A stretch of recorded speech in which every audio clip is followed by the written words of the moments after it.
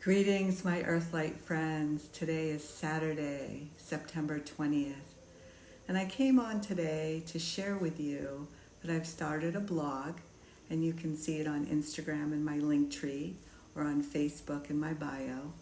And the article that I wrote is called I Am Colorful, and it's about my personal experience being born and being labeled colored, because back then there was no category for multicolored or biracial or multiracial. There was just colored and white. And as a child, I didn't have a problem being born colored. My mother was Winifred Brown. Her skin was brown.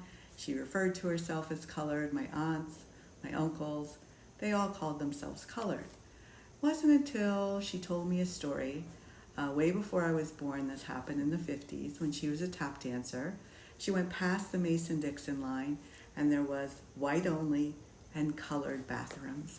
And she decided, she's very beautiful and dignified, she was going to go in the white bathroom.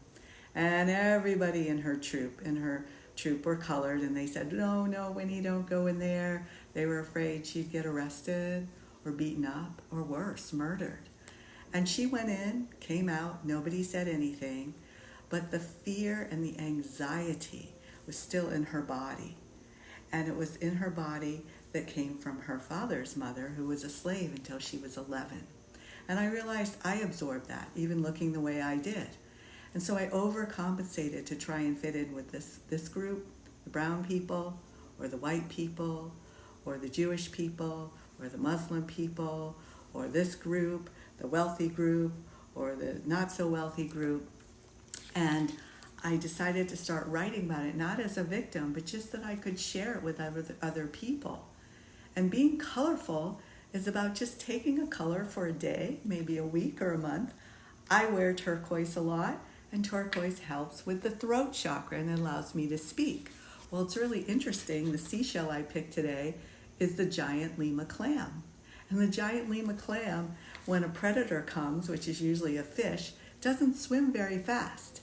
And its mechanism for protecting itself is releasing this bicuspid, like slimy substance that seals the mouth of the predator so they can get away to this nest that's filled with this gooey substance. And then they hide there so they won't get eaten. Well, the downside of that is that you're hiding in this little nest and you're not expressing yourself. You're not able to talk.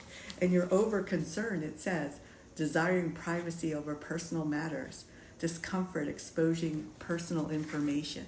It's time to open your throat